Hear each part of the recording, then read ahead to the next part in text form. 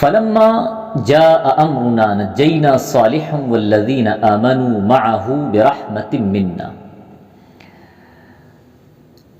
یہ قرآن پاک کی سورہ ہود آیت نمبر 66 ہے.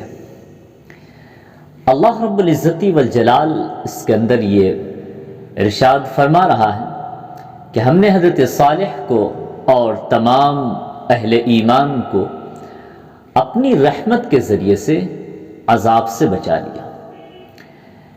ایک لفظ اس آیت میں فرمایا اپنی رحمت.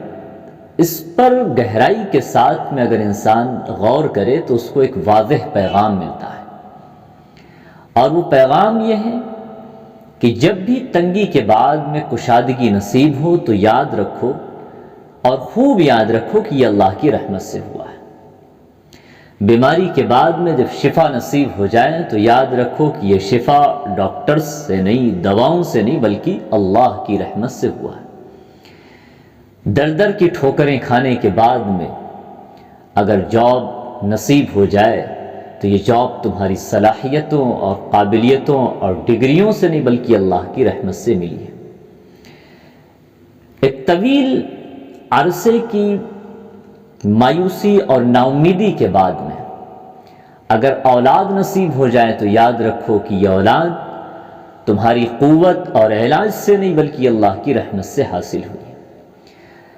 اللہ کی مشیت اگر نہ ہو تو یہ تمام اسباب کچھ بھی فائدہ یا نفع نقصان کچھ نہیں دے سکتے.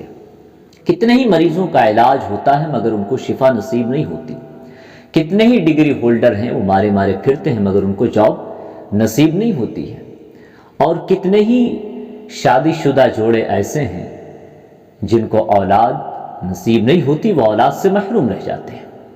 یاد رکھو تم کو جو بھی خیر اور جو بھی فائدہ مل رہا ہے وہ اللہ کے فضل و کرم سے ہے. ہمیشہ ہر وقت ہر پل انسان کو اس بات کا اعتراف کرنا چاہیے کہ جو خیر ہمیں نصیب ہو رہا ہے وہ اللہ کے فضل و کرم سے ہو.